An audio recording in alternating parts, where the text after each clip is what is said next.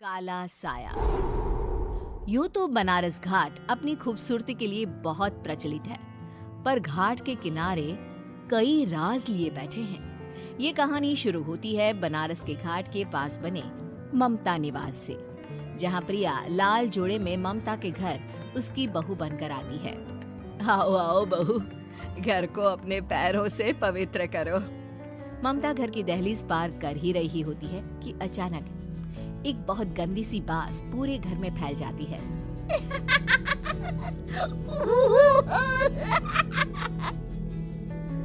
ये बदबू और ये आवाजें, ये कौन हंस रहा है माँ?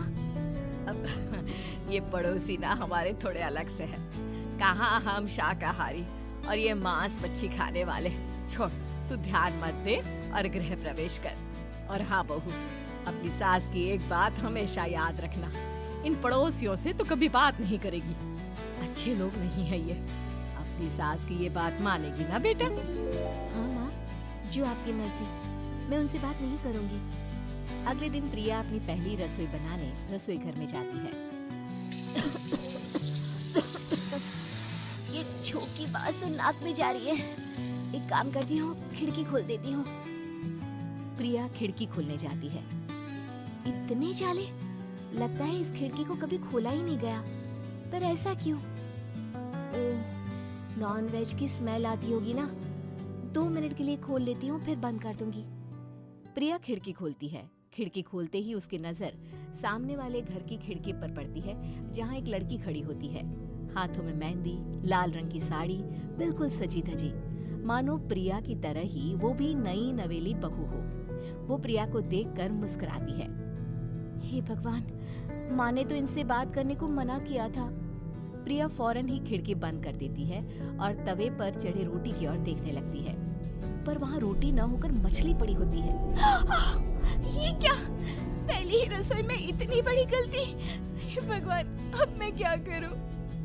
प्रिया बहुत डर जाती है और फौरन रसोई की सफाई करने और फिर सभी के लिए खाना बनाने लग जाती है। जब वो सबको खाना परोसती है, सब तो ठीक है, मैं बेकार में चिंता कर रही थी। हे भगवान, ऐसे ही बस अपनी कृपा बनाए रखना। रात के बाद जब सब सो रहे होते हैं, तब प्रिया को पायल की आवाज सुनाई देती है, जिससे उसकी आंख खुल जाती है। ये पायल की आवाज कहाँ से आ रही है? प्रिया उठकर उस आवाज के पीछे छत की सीढ़ियों तक जाती है। तभी उसे बच्चे के रोने की आवाज आती है। प्रिया छत पर जाती है तो क्या देखती है?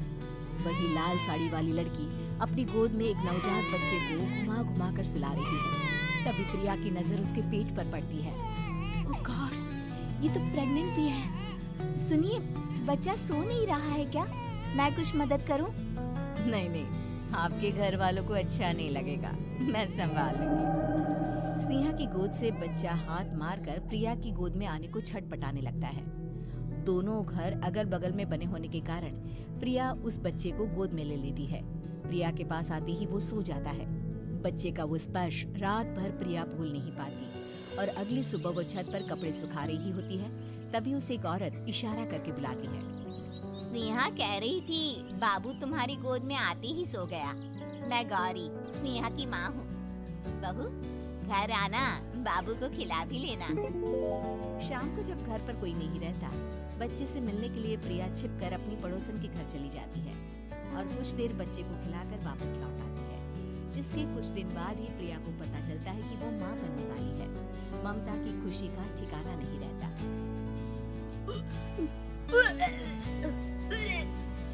माँ जी, पता नहीं क्यों उल्टी आ रही है।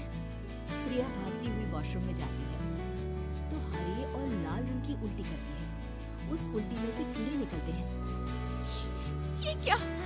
खून और ये कीड़े! माँ! माँ! प्रिया की आवाज सुनकर ममता दौड़ कर आती है, पर बेसिन में कुछ नहीं होता। प्रिया हक्की बक्की रह जाती है। ये सब क्या हो रहा है? प्रिया घबरा जाती है और अपने कमरे में जाकर सो जाती है। डर के कारण वो इतनी थक जाती है कि उसकी आंख लग जाती है। तब उसे ऐसा लगता है उसके पेट पर मानो कोई बैठा हुआ हो। कौन हो? प्रिया के पेट पर एक 5 महीने की बच्ची बैठी हुई थी, जो बुरी तरह जली हुई थी। माँ, तुम ही मुझे लाई ना अपने पेट में। मैं तुम्हारी माँ नहीं हूँ। कौन हो तुम? माँ, देखो मैं जल गई बुरी तरह से। 6 महीने पेट में रहने को भी मुझे नहीं मिला। सहला दो ना माँ।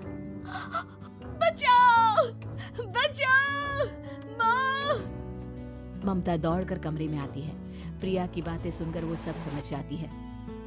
तू कहीं बगल वाले घर में तो नहीं जाकर आई ना बहू? मुझे माफ कर दो, मैं गई थी माँ। उस घर में सब मरे हुए हैं बहू। कई साल पहले स्नेहा उस घर में बहू बनकर आई थी।